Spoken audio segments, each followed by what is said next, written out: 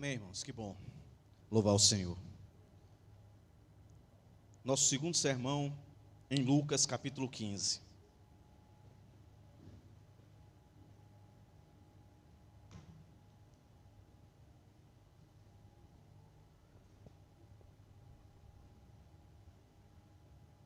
Lucas, capítulo 15, tá, irmãos?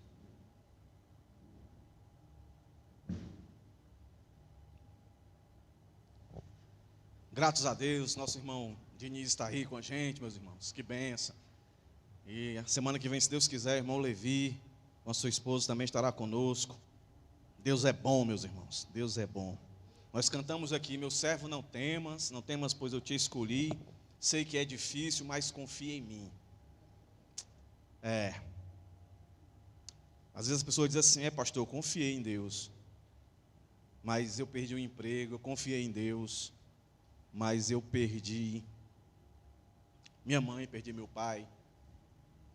Ou o próprio indivíduo, eu morri. E onde é que está o poder aí? Se você morreu, certamente você viu o poder de Deus, porque Deus ressuscitou, você está com Ele. Se você não viu, você tem que crer e confiar que o maior milagre de poder na sua vida é a salvação. Deus não deixa de ser Deus. Se alguma coisa acontece no nosso patamar aqui, humano, de que não foi resolvido aparentemente. Todos os nossos problemas já foram resolvidos. Aonde, meus irmãos? Aonde? Na cruz. Até lá, a nossa caminhada é de fidelidade ao Senhor, é de gratidão ao Senhor. E no nosso texto de hoje, ele está atrelado ao nosso texto da semana passada, da qual eu dei o título na semana passada, a maravilhosa graça. E hoje eu vou dar a superabundante graça. Que texto maravilhoso, meus irmãos. Eu queria ler com vocês aqui. Texto bastante conhecido. Do verso 11 ao 32, capítulo 15 de Lucas. E logo no começo você percebe a ideia lógica do raciocínio de Lucas em colocar essas três parábolas. Essa última que nós vamos ler com as duas que antecedem a ela, que foi o sermão passado. Olha como é que ele começa. Jesus continuou. Então o argumento ainda está amarrado ao verso 1 e 2. A gente vai lá depois para relembrar, tá? Então Jesus continuou o verso 11 dizendo: certo homem tinha 2 filhos. O mais moço deles disse ao pai: pai, dá-me a parte dos bens que me pertence. E o pai repartiu os bens entre os 2. Poucos dias depois, o filho mais novo, ajuntando tudo, partiu para uma terra longínqua. E ali desperdiçou os seus bens, vivendo dissolutamente. Tendo ele gastado tudo, houve naquela terra uma grande fome, e começou a padecer necessidades. Então foi e se achegou a um dos cidadãos daquela terra, o qual o mandou para os seus campos, apacentar porcos. Ele desejava encher o estômago com as alfarrobas que os porcos comiam, mas ninguém lhe dava nada. Então, caído em si, disse: quantos trabalhadores de meu pai têm abundância de pão, e eu aqui pereço de fome. Levantar-me-ei e ter com meu pai, e dir-lhe-ei: pai, pequei contra o céu e perante ti, já não sou digno de ser chamado teu filho, faz-me como um dos teus trabalhadores. Então, levantando-se, foi para seu pai. Quando ainda estava longe, viu seu pai, e se moveu de íntima compaixão, e correndo, lançou-lhe ao pescoço e o beijou. O filho lhe disse: pai, pequei contra os céus e perante ti, e já não sou digno de ser chamado teu filho.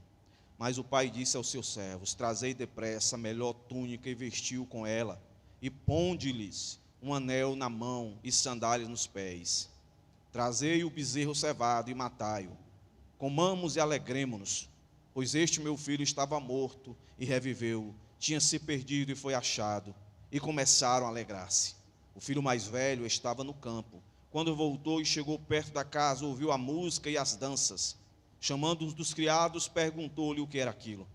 Então lhes disse: veio teu irmão e teu pai matou o bezerro cevado, porque o recebeu são e salvo. Mas ele se indignou e não queria entrar. Então, saindo o pai, instava com ele. Mas ele respondeu ao pai: olha, sirvo-te há tantos anos, sem nunca transgredir um mandamento, e nunca me destes um cabrito para alegrar-me com os meus amigos. Vindo, porém, este teu filho, que desperdiçou os teus bens com meretrizes, tu mandaste matar para ele um bezerro cevado.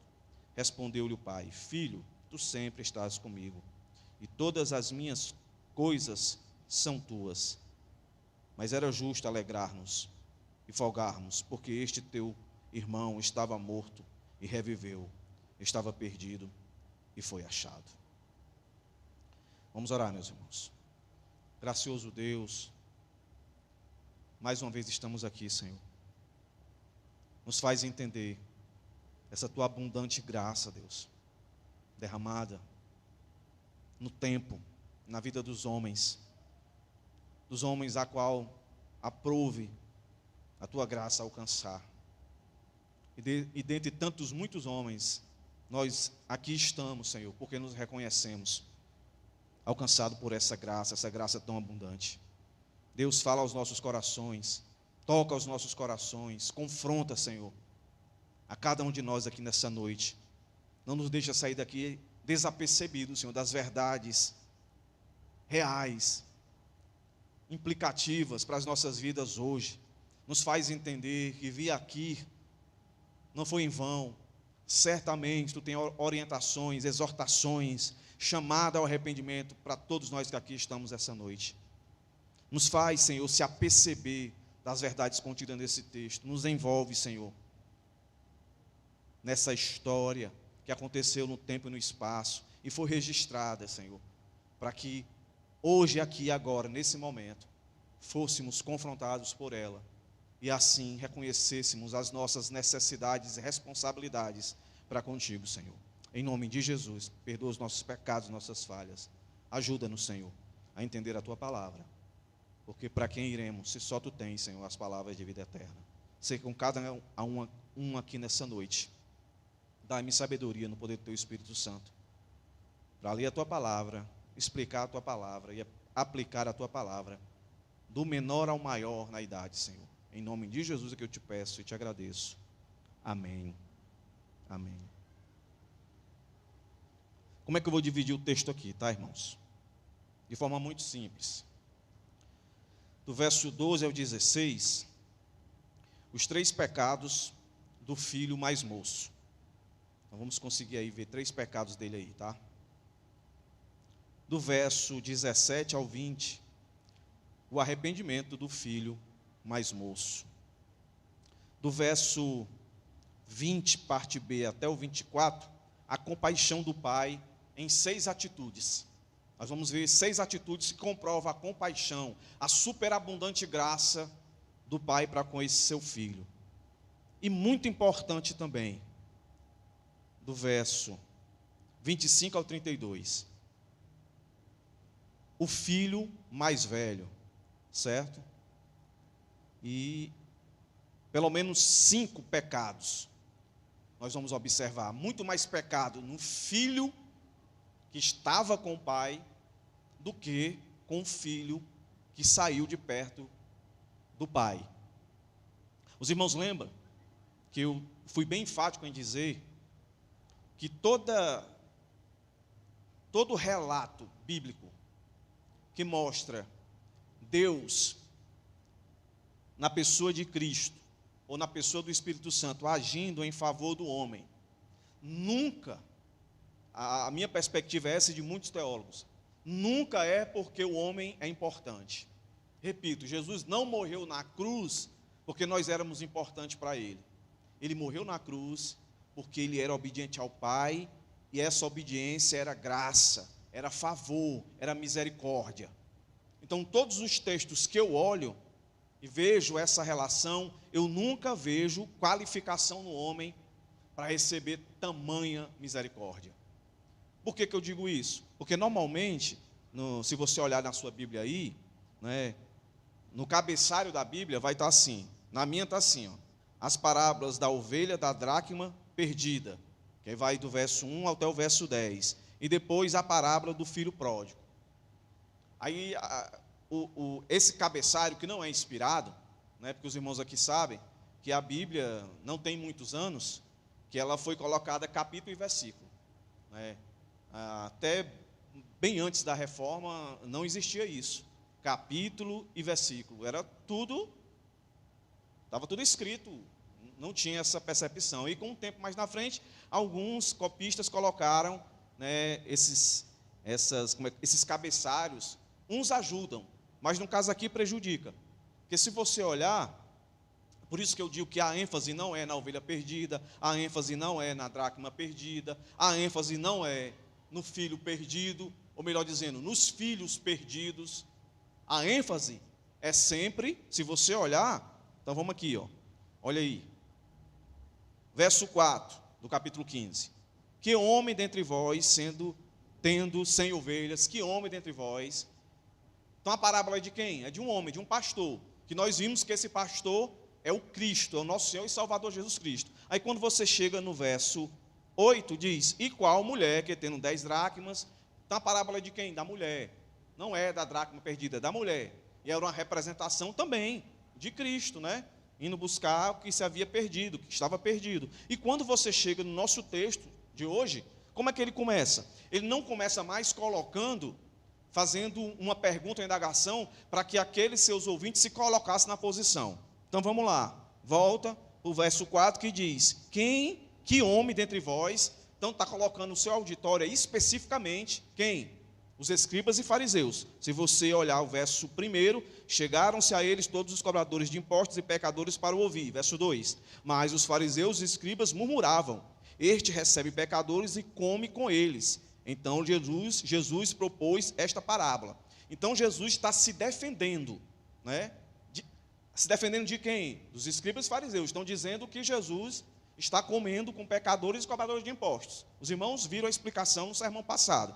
Para eles, isso era inconcebível. Um judeu sentado à mesa com pessoas impuras. Isso era injustificável. Injustificável. Então Jesus começa a se defender. Então ele vai e diz assim, quem dentre vocês não seria igual a esse homem que tendo 100 ovelhas, né? E igualmente, quando ele diz assim, ou, quando ele coloca ou igualmente, no verso 8, ou, está com a mesma prerrogativa, quem dentre vocês aí não seria como essa mulher se perder sua moeda? Mas quando ele chega no nosso texto aqui, o que é que ele diz? Certo homem tinha 2 filhos. Ele começa a narrar uma história. E a ideia aqui parece, com certeza, que ele vai falar do amor do pai mesmo. Até então, a ideia parecia ele falar, ou parece ele falar do amor, Jesus, falando do amor que ele tem pelos pecadores. E que ele vai terminar dizendo que ele se alegra em ver pecadores arrependidos. Então é como se ele estivesse dizendo, ele estava dizendo para os escribas e fariseus, eu me alegro em estar comendo com pecadores e publicanos aqui. Eu me alegro, vocês deveriam se alegrar. Eu me alegro em estar comendo com eles, assim como um pastor se alegra quando pega a sua ovelha que estava perdida. Assim como uma mulher que perdeu uma moeda, uma dracma, se alegrou quando a encontrou. Eu me alegro. Aí parece que agora, nesse texto, ele vai dizer assim, o pai se alegra. Porque a representação do pai nessa parábola é de Deus, não é? E aí fica muito evidente que tanto a parábola, a primeira, a segunda e a terceira, a ênfase é sempre em Jesus, em Deus, nunca no homem. E é aí que a gente vê a superabundante graça, a maravilhosa graça do Senhor. Como eu disse para os irmãos, a ovelha que estava perdida, que o pastor foi lá, pegou, colocou no ombro e trouxe, não é porque ele achava ela importante, não. O foco não é esse. O que Jesus está querendo dizer é que ele tem misericórdia, e muita misericórdia, muita graça pelos pecadores que se arrependem. A mulher do mesmo jeito, Jesus está querendo dizer isso, né? Que ele insiste, ele persiste, até o último segundo de vida, para que a pessoa se arrependa. É um Jesus insistente, ele não desiste facilmente. E aí nós aplicamos, como é que o Senhor faz isso hoje? Como é que ele vai buscar o que estava perdido? Como é que ele vai encontrar aquilo que perdeu? Através da pregação do Evangelho. Aquilo que eu estou fazendo hoje é Jesus, mais uma vez dizendo para você aqui hoje, né? Se você não é cristão, para que você se arrependa. Se você é cristão, você se arrependa de viver a vida que Deus te salvou, te livrou. Ou seja, uma vida de pecado, de prática de pecado. Então não viva mais, porque o Senhor, o nosso Senhor, Salvador, Jesus Cristo, ele teve um esforço tremendo. A salvação é graça, graça abundante. Mas isso não quer dizer que não houve esforço. É só você olhar para a parábola. O pastor se esforçou para ir buscar a ovelha que estava perdida. A mulher insistiu e persistiu para encontrar a sua dracma perdida.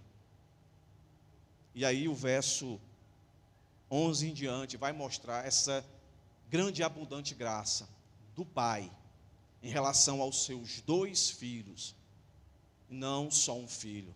Por isso, você pode riscar aí, a parábola do filho perdido. Não, a parábola do grande Pai misericordioso, gracioso, maravilhoso. Essa, de fato, é a interpretação correta desse texto. A ênfase é no Pai. Se você percebeu na leitura, o Pai está lá, ó, aparece direto o Pai. Aparece para o filho a primeira vez, aparece para o filho a segunda vez para perdoá-lo, aparece a segunda vez para o outro filho para dizer que ele estava errado. Então vamos aqui para o nosso texto. Começando pelo filho mais moço. E uma coisa aqui que eu não posso esquecer de dizer.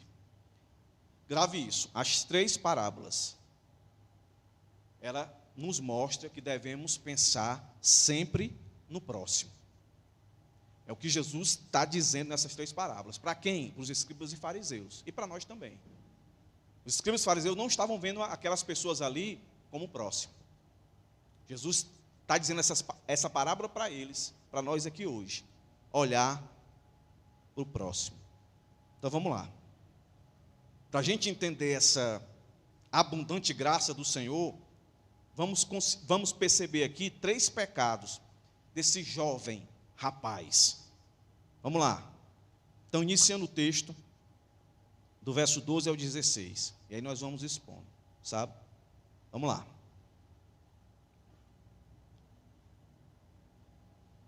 Certo homem tinha 2 filhos. O mais moço disse ao pai: Pai, dá-me parte dos meus bens, que me pertence. E o pai repartiu os bens entre os 2. Poucos dias depois, o filho mais novo ajuntou tudo, partiu para uma terra longínqua, e ali desperdiçou os seus bens, vivendo dissolutamente. Tendo gastado tudo, houve naquela terra uma grande fome, e começou a padecer. Então, foi e se achegou a um dos cidadãos daquela terra, o qual o mandou para os seus campos apacentar porcos. Ele desejava encher o estômago com as alfarrobas que os porcos comiam, mas ninguém lhe dava nada. Meus irmãos, segundo Gênesis 25, o verso 5 ao 6, não era errado o pai dar a herança do filho em vida. Não tinha problema. Se você ler lá, Gênesis 25, de 5 a 6, você vai ver lá, né? A ação de um pai dando a sua herança, parte da sua herança, para o seu filho. Qual é o problema aqui? O problema é que o filho pediu. Isso teria que partir do pai.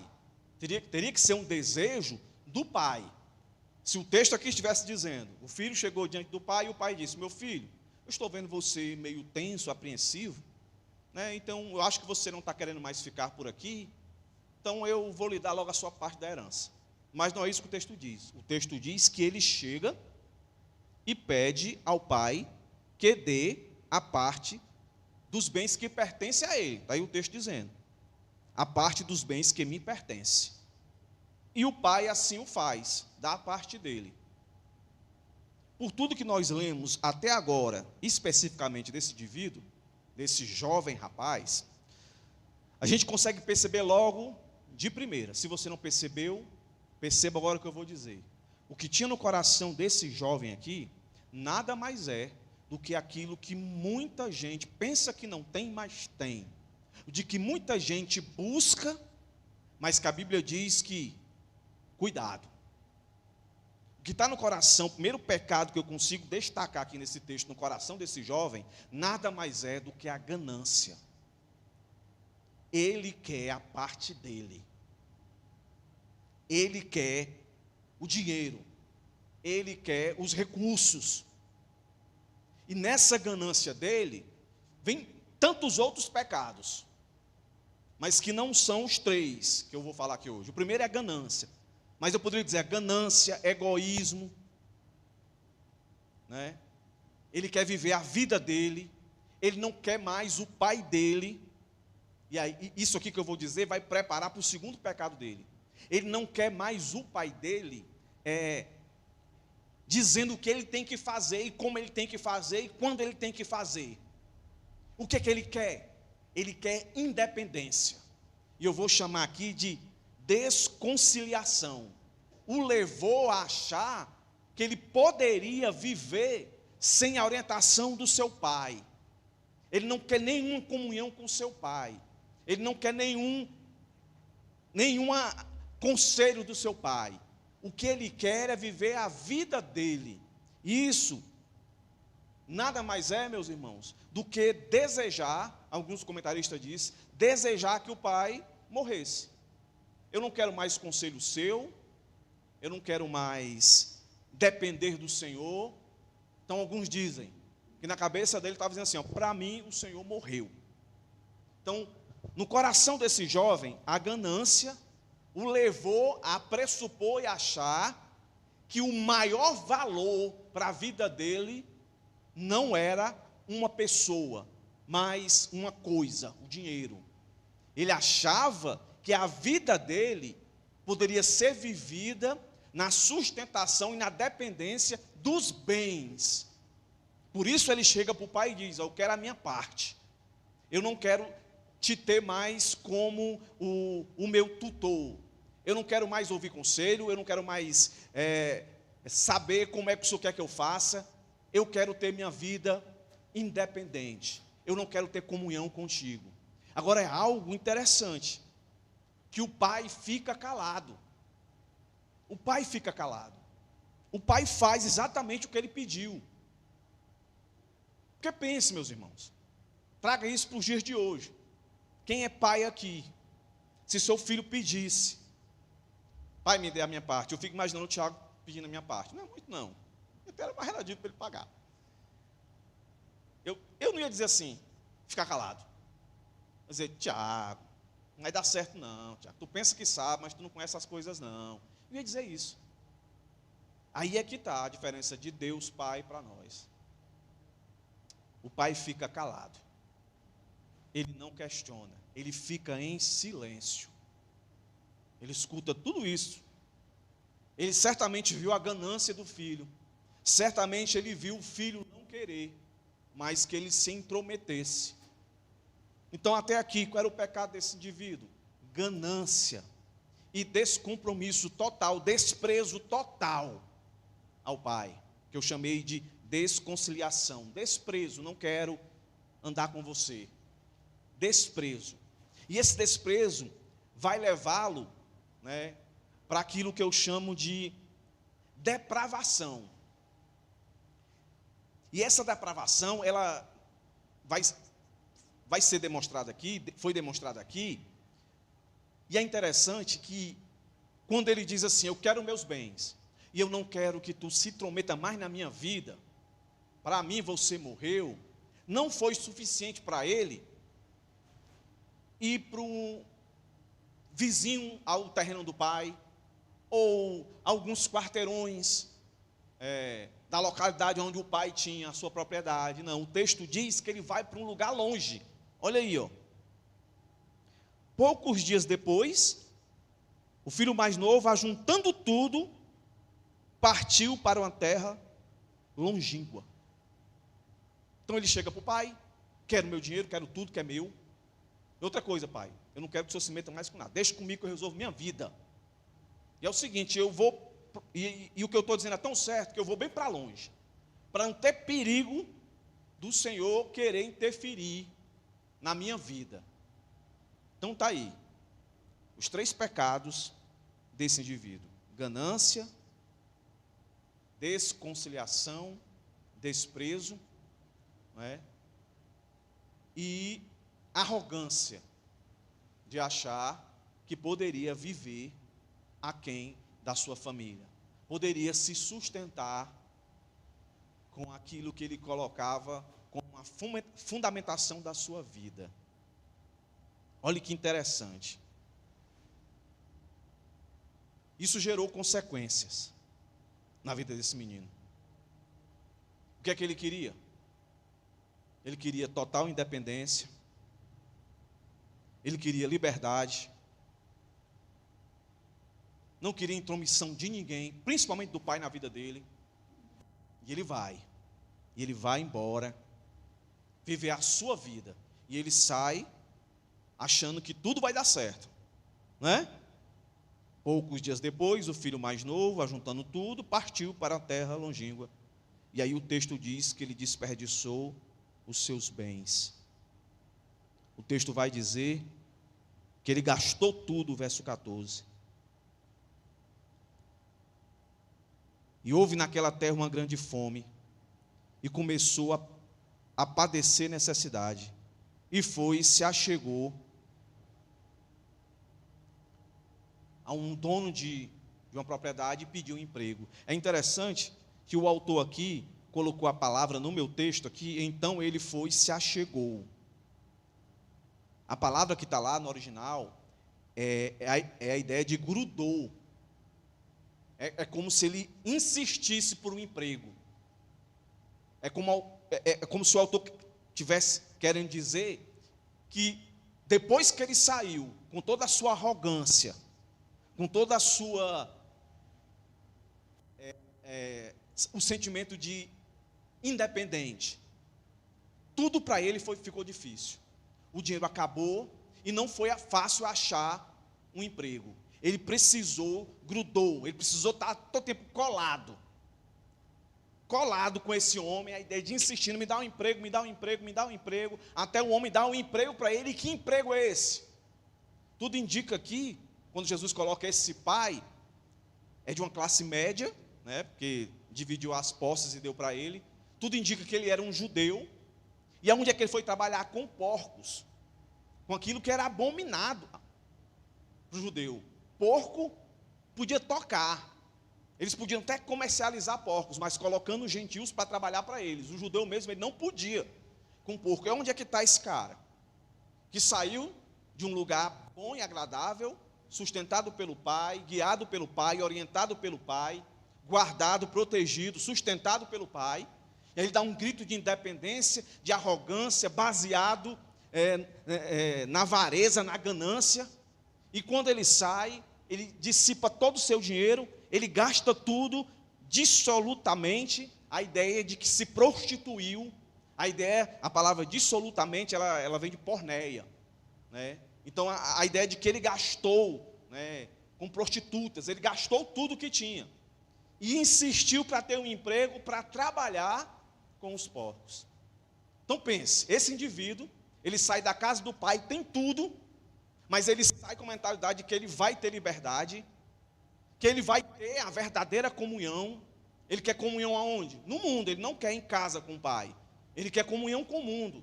A ganância dele levou a acreditar que com as posses que ele tinha, ele ia ter liberdade, ele ia ter comunhão, ele ia ter graça, amor no mundo.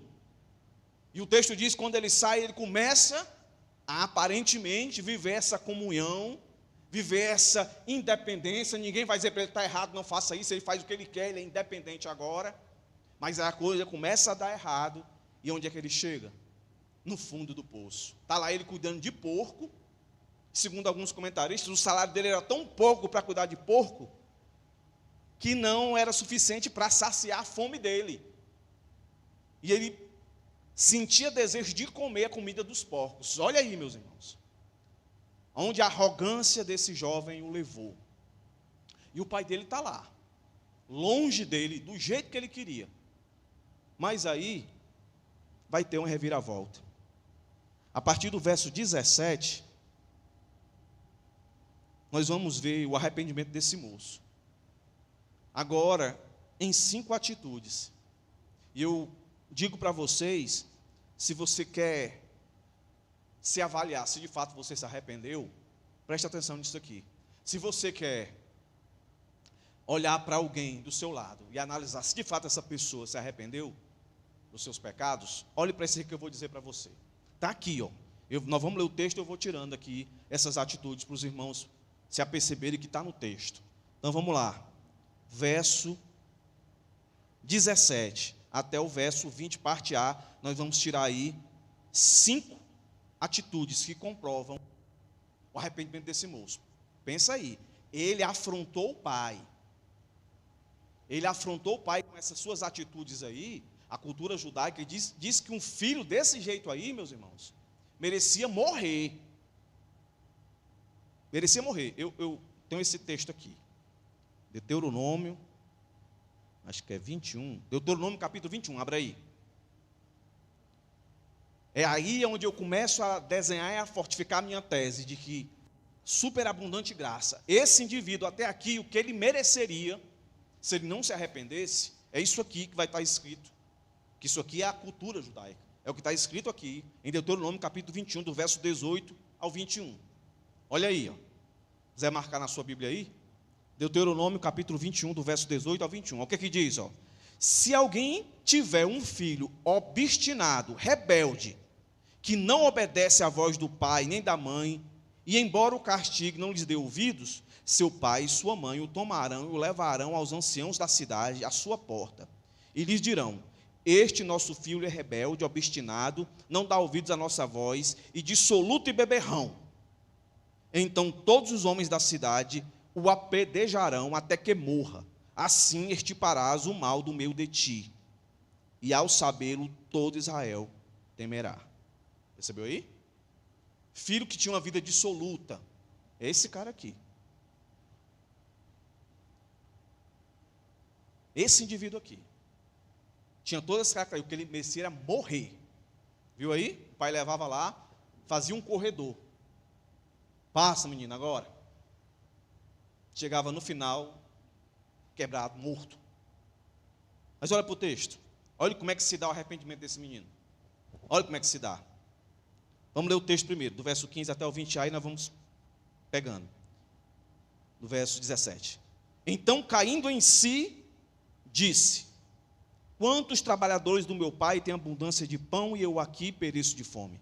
Levantar-me-ei, irei com meu pai, e dir-lhe-ei: pai, pequei contra o céu e perante ti. Já não sou digno de ser chamado teu filho. Faz-me como um dos teus trabalhadores. Então levantou-se e foi para seu pai. Primeira coisa que caracteriza uma atitude de arrependimento: discernimento. Discernimento. Caiu em si. Ele começou a comparar a vida que ele estava levando com a vida que ele levava. Olha o que o texto diz. Então, caindo em si, disse ao discernimento: quantos trabalhadores de meu pai têm abundância de pão, e eu aqui pereço de fome. Ao discernimento dele, ele conseguiu. E interessante, ele chama de pai. Ainda há comunhão lá dentro. O mundo corrompeu, mas ainda havia lá dentro uma chama de comunhão. Ele podia pensar assim, meus irmãos: rapaz, quer saber de uma coisa? Eu vou voltar para meu pai vai ter que receber, porque eu sou filho dele. Eu vou chegar lá e vou dizer: não deu certo não, pai, foi mal aí, mas eu estou de volta, só tenho que me receber. Ele poderia fazer isso. Mas o discernimento dele, meus irmãos, está amarrado também a um reconhecimento. É a segunda atitude dele. Ele não só discerne quem ele era e quem ele é agora, e o que é que ele precisa, por isso ele reconhece. Olha o que é que ele vai dizer: levantar-me-ei, irei ter com meu pai, e dir-lhe-ei: pai, pequei contra o céu e perante ti. Ele reconhece que pecou. E olha como é que ele coloca: pequei contra os céus, pequei contra Deus. Foi a mesma expressão que Davi usou quando o profeta Naamã disse: ó, tu é o cara da história. Aí ele diz: pequei contra Deus e pequei contra os homens. Esse indivíduo entendeu a quem ele ofendeu em primeiro lugar, a quem a arrogância, a ganância dele, a busca por viver independente atacou. Aquilo levou temor. Um coração que se arrepende é um coração que teme. Teme a quem? Ao pai? Não, a Deus primeiro. teme a Deus. Por isso ele reconhece e diz: levantar-me-ei, irei ter com meu pai, e dir-lhe-ei: Pai, pequei contra o céu e perante ti. E ficou só nisso? Não. Além dele discernir, além dele reconhecer, meus irmãos, ele teve convicção da indignidade dele, do não merecimento dele. Ele pede, vai pedir perdão, mas ele sabe que não é digno do perdão, mas mesmo assim ele vai pedir. Olha o que ele vai dizer agora. Verso 19. Ele diz com suas palavras: já não sou digno. Ele tem discernimento, ele tem reconhecimento e ele tem convicção da sua indignidade. Aí, ó. Já não sou digno de ser chamado teu filho. E aí vem a humilhação. O pecado deve nos levar diante de Deus em humilhação. Ele vai, como é que ele se coloca aí? Eu quero a minha função de volta. Isso aconteceu, pai, porque eu achei isso, aquilo, outro, cheio de desculpa, não. Ele se humilha quando diz isso aqui, ó. Faz-me como um dos teus trabalhadores. Faz-me. Não é me torna, não. Ele entende que ele não pode deixar de ser filho.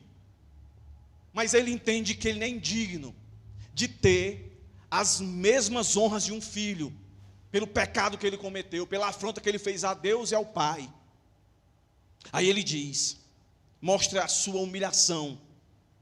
Eu mereço, porque naquela época tinha a diferença do filho para o servo.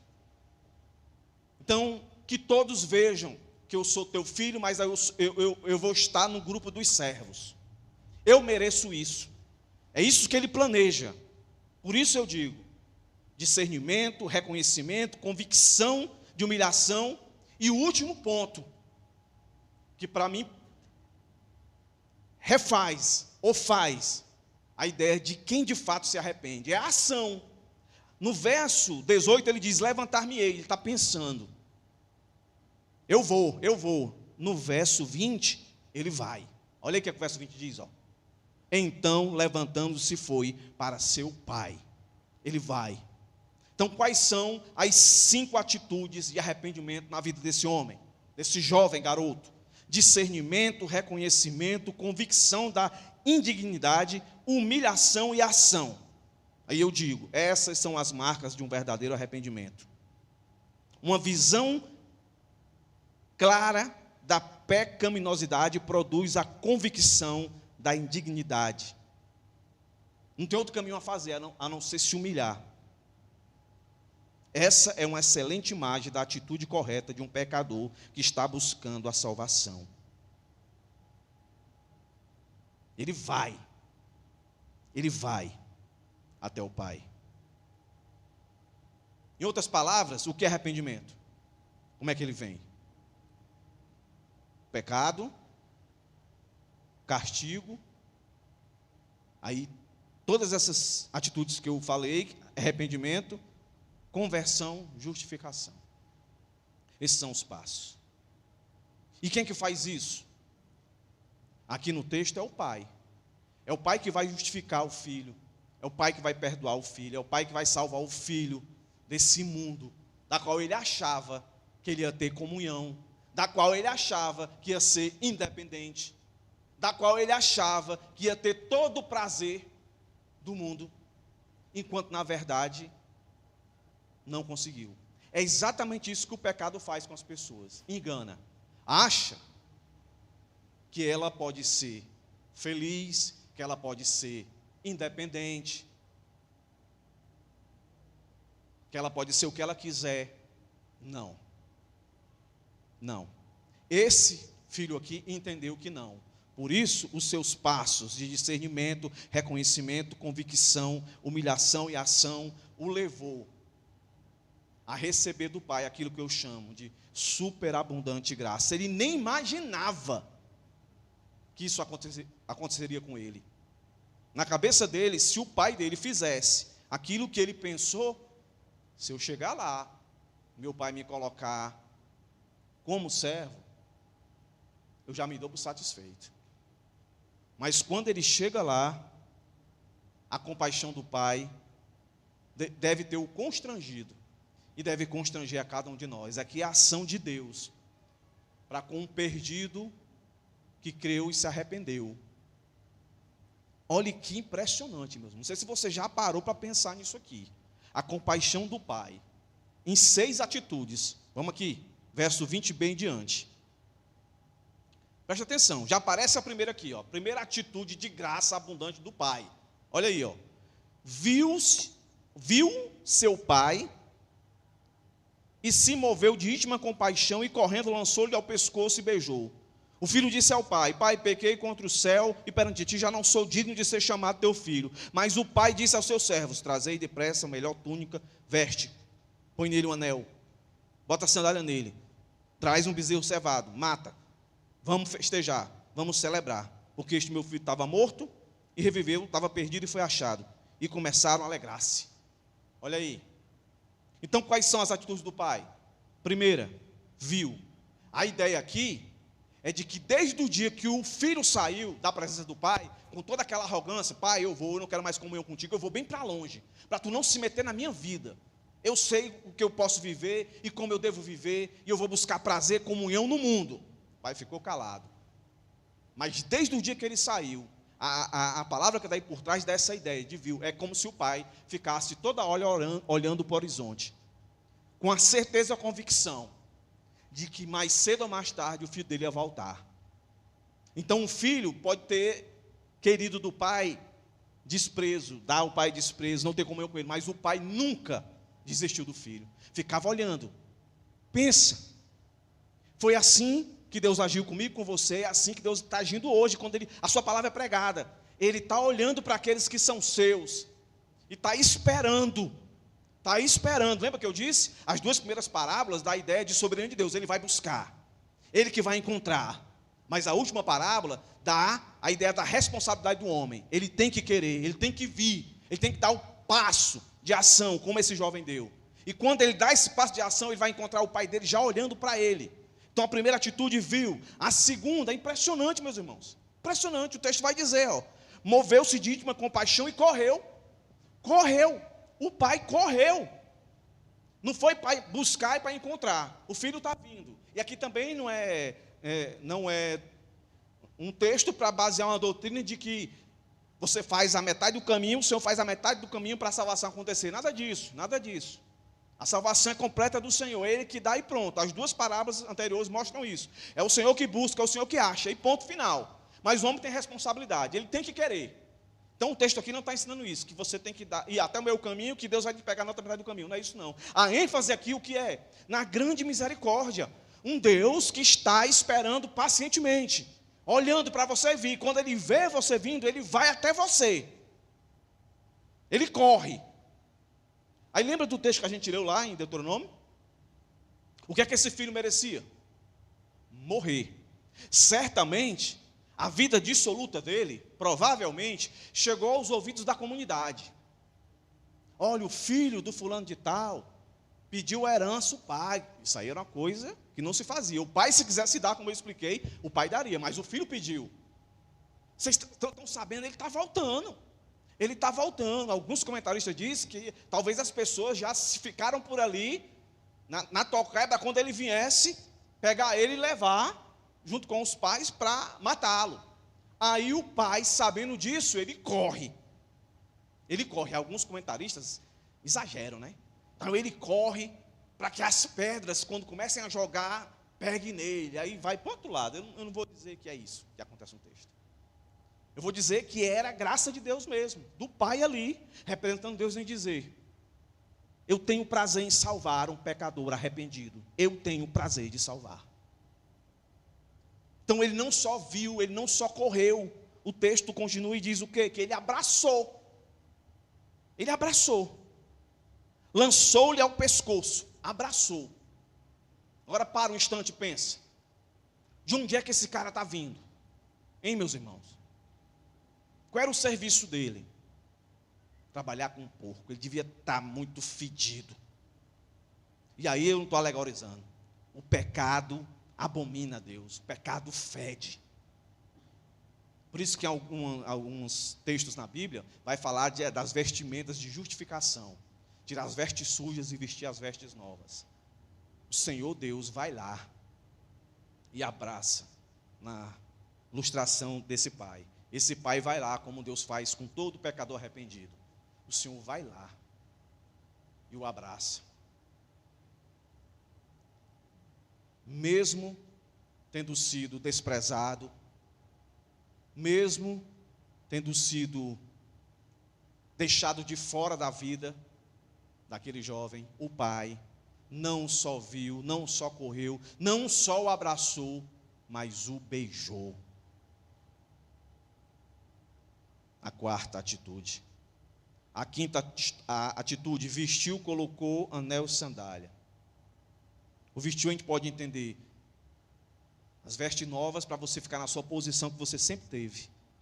Pode significar também eu te perdoo. E demonstrar para todo mundo que perdoou. O anel, a ideia de autoridade e também de responsabilidade. E o calçar as sandálias, a ideia de que você é meu filho. Você continua meu filho, você não é um servo meu. Naquela época os servos andavam descalços.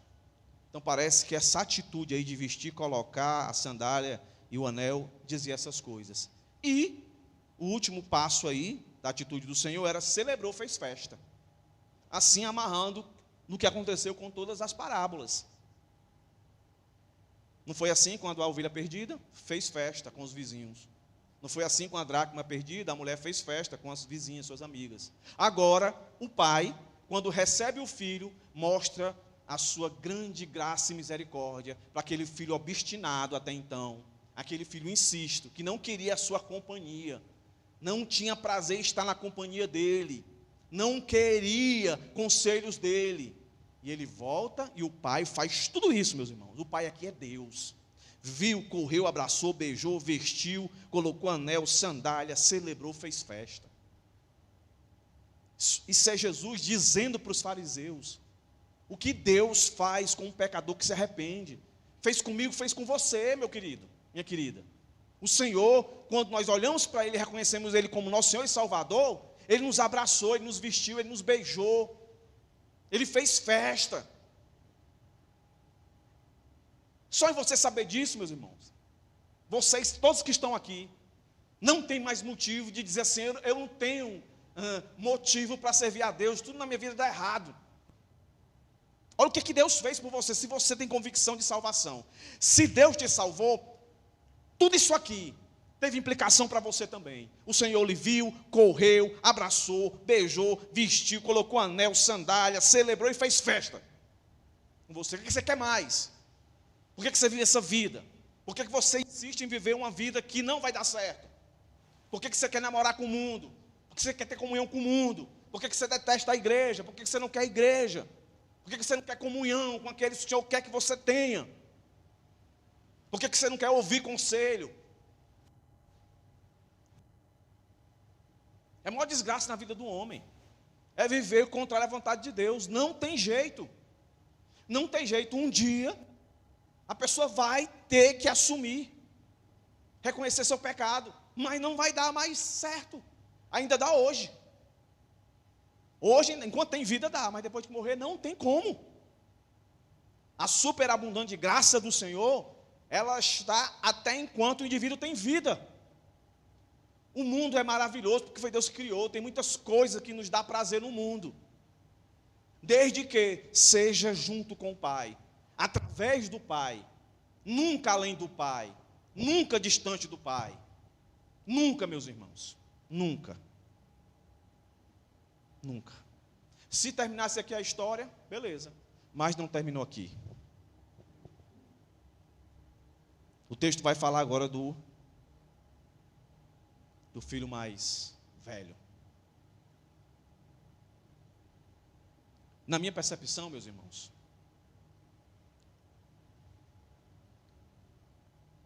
aqui tem grande lição para nós, Igreja Bíblica Monte Sião. Aqui tem grandes lições para nós. Olha o que é que o texto vai dizer. Lembre-se, o texto terminou dizendo que o Senhor, com os seus funcionários, seus servos, mata aí o boi, vamos fazer festa, que meu filho estava morto, reviveu, estava perdido e foi achado, vamos fazer festa, vamos celebrar. Assim como a ovelha, o pastor da ovelha, assim como a mulher da dracma fez festa. Jesus está respondendo a quem? Aos fariseus, aos religiosos, aos crentes, entre aspas, aos crentes ativistas, não os crentes devocionais, que vivem uma vida de devoção ao Senhor, mas aqueles crentes que achavam mais importante a lei e as tradições dele do que as pessoas. Não se alegravam em ver coxo andar, cego andar, gente ser espírito de demônio. Eles queriam ver as pessoas seguir a regrinha deles. Aí aparece esse filho mais velho aí. Olha aí, ó. A partir do verso 25, 32, 5 pecados desse cara e mais 3 atitudes de graça do pai para com esse indivíduo. Olha o que o texto vai dizer para a gente. O filho mais velho estava no campo, estava trabalhando num dos campos do pai.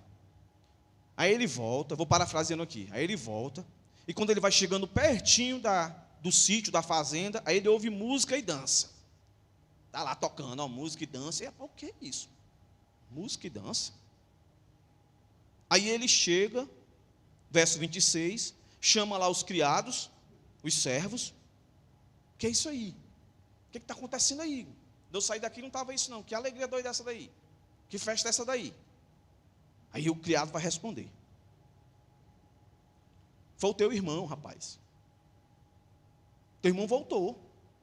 Aí o teu pai ficou alegre da vida. Mandou matar um bezerro cevado, porque recebeu eles são e salvo. Teu pai está animadão. Vai lá, entra aí. Entra. Aí ele vai dizer o quê?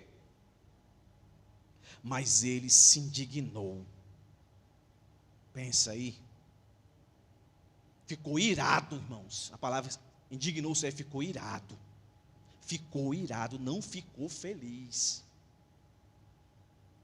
Ele não viu graça abundante no pai para com o irmão. Pelo contrário, o que foi que ele viu?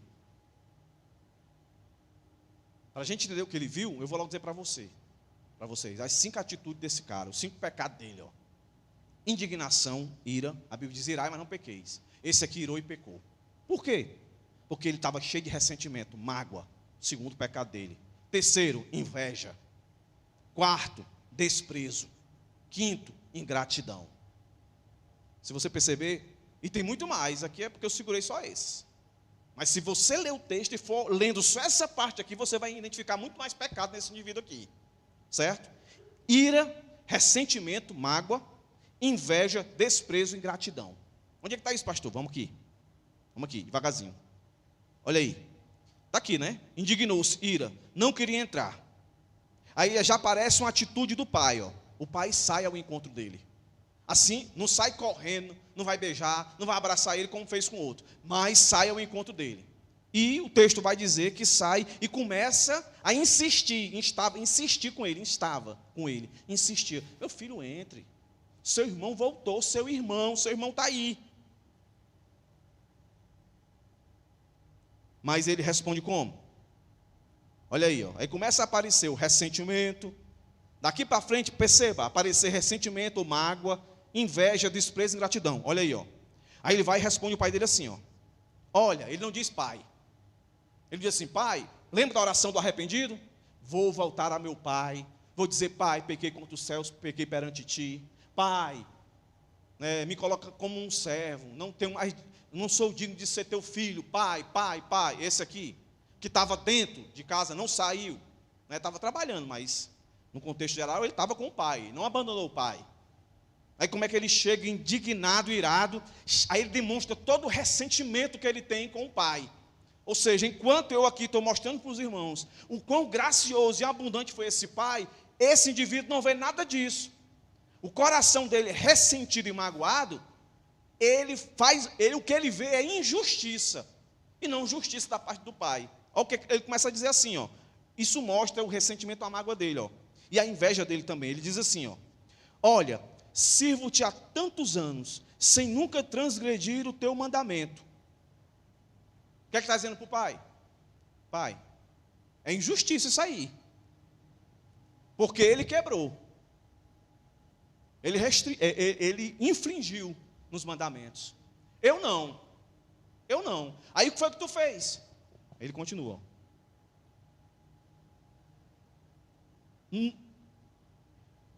Nunca me destes um cabrito para alegrar-me com meus amigos. Mas vindo, porém, aí ele diz, este. Ele não diz meu irmão. Este. Aí você coloca inveja. Inveja. Ele está com inveja do irmão. E essa inveja dele nada mais é também, meus irmãos, do que ganância. Ele é ganancioso muito mais do que o irmão. Eu vou provar para vocês como ele é muito mais ganancioso. Por isso que ele está dizendo, ó, além de ser ganancioso, ele é ingrato. Olha o que ele diz aí, ó. Nunca me destes um cabrito.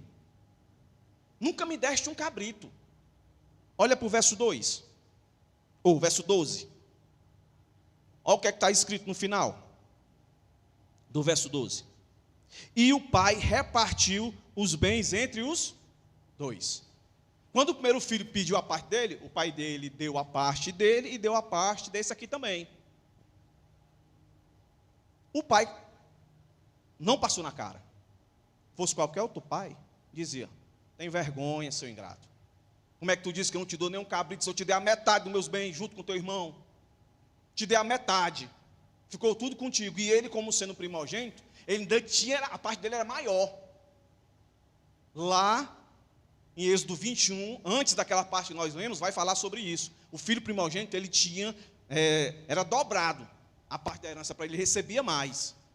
Ele diz isso, aí mostra o coração dele, cheio de inveja, de mágoa, ressentimento. E total desprezo, tanto pelo pai como pelo irmão. Não fala pai, pai. Ele fica só jogando os argumentos, típico de um legalista, fariseu e escriba. Eu que estou certo, e eu recebo isso, ele está errado, e ele recebe isso. Esses sentimentos dele aqui, indignação, ressentimento, inveja, desprezo e ingratidão, é o mesmo sentimento, as mesmas atitudes que estavam no coração dos escribas e fariseus quando olhava e via Jesus sentado comendo com publicanos e pecadores. Na cabeça deles, não.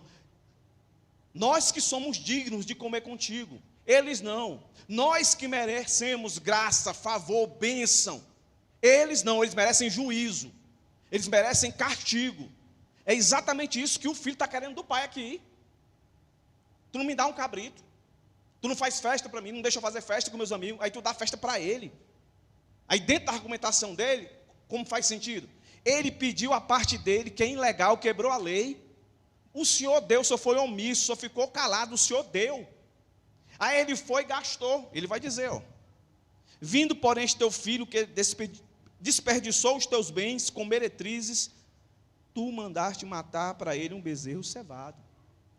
Ele pegou o teu dinheiro, tão suado, que a gente trabalhou aqui, e gastou com prostituta. Aí eu chego aqui, muito bonito, pai, eu chego aqui e está aí uma festa para ele. É exatamente o que os fariseus, os legalistas pensam. Aí o pai pacientemente olha para esse filho e responde assim, ó.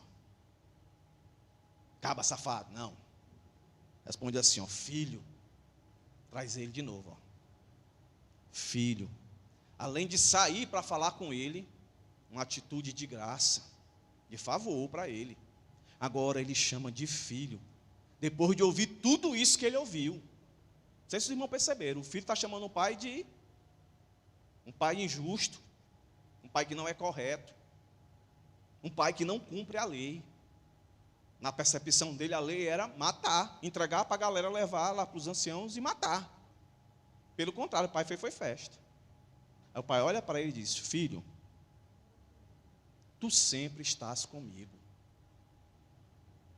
Olha aí. Filho, tu tem comunhão comigo. A comunhão real e verdadeira.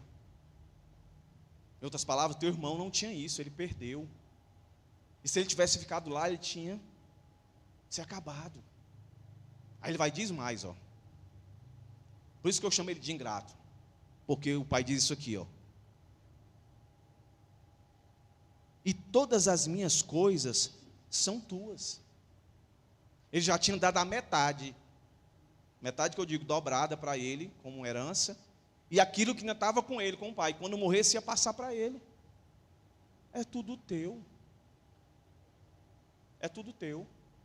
E aí ele vai terminar esse discurso, falando pela segunda vez o que ele já tinha dito para os seus servos. Ele vai dizer no verso 32, reafirmar: eu não sou injusto. O que eu estou fazendo não é injustiça. Olha o que ele diz? Mas era justo.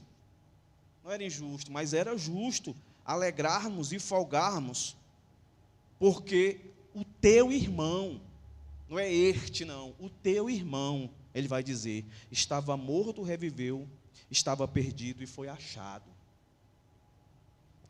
A parábola fecha,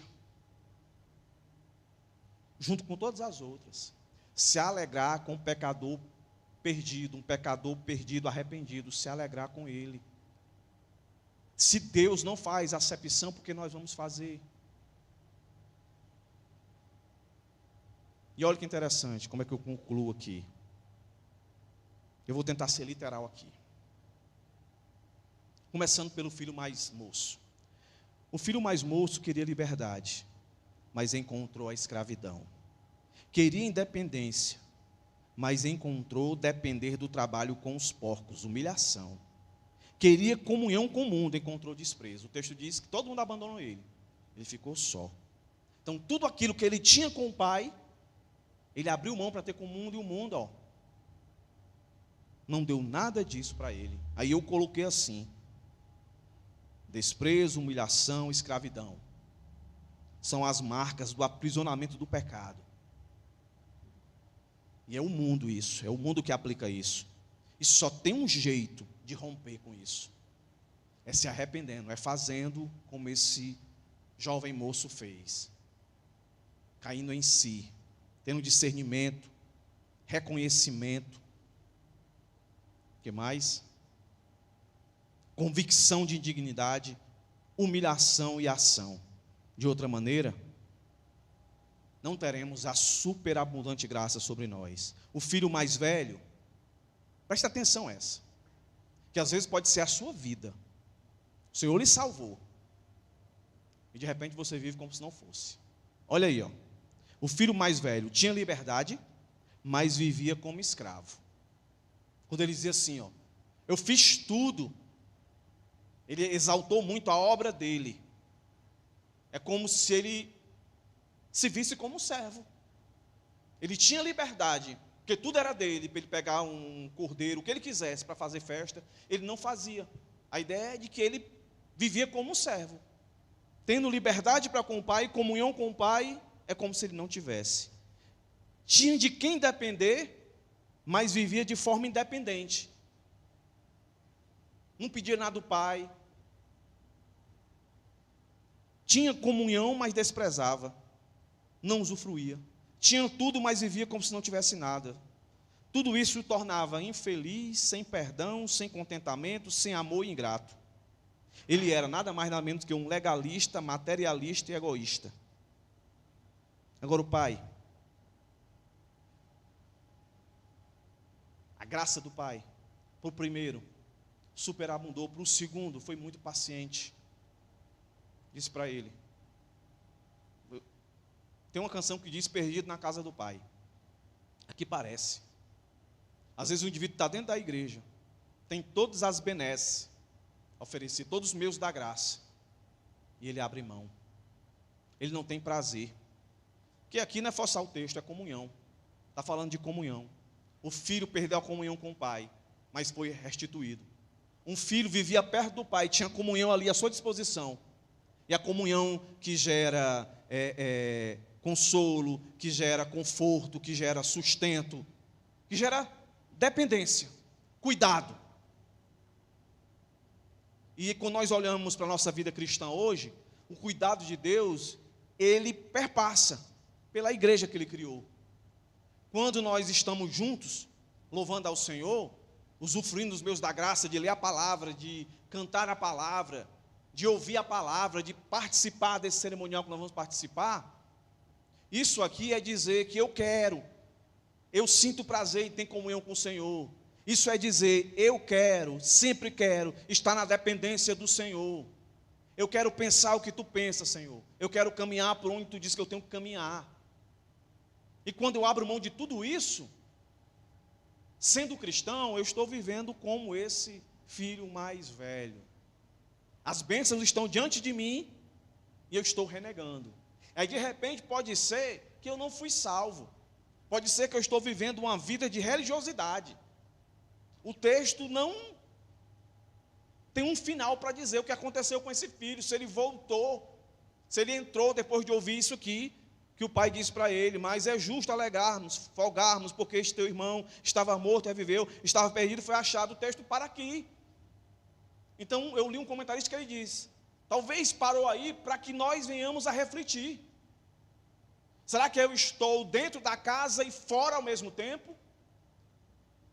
E também a ideia do que a própria parábola está dizendo, uma ação sua, de você parar agora e fazer o que o filho mais moço fez, discernir, reconhecer, e assim vem a convicção de dignidade, humilhação, ação, ou seja, se arrepender, dizer, eita pastor, eu me identifiquei com esse cara, eu me identifiquei, eu vou dizer qual vai ser o final dessa história na minha vida, eu me arrependo, eu quero usufruir da comunhão com Deus, do sustento, do conselho, da exortação, da comunhão com meus irmãos. E se você não é cristão, então faça como o primeiro, também tenha discernimento e reconheça, o mundo pode parecer ter comunhão, ter prazer, mas na verdade não. O mundo, o que ele vai trazer para você é desprezo, ele vai sugar você, ele diz que você é uma coisa quando você não é, e não resolve o seu problema. A Bíblia diz o que você é, e diz como resolver. Só Jesus na sua vida. Não deixe para amanhã, pode ser tarde demais. Com isso em mente, convido os irmãos aqui, para junto comigo, celebrarmos mais uma vez.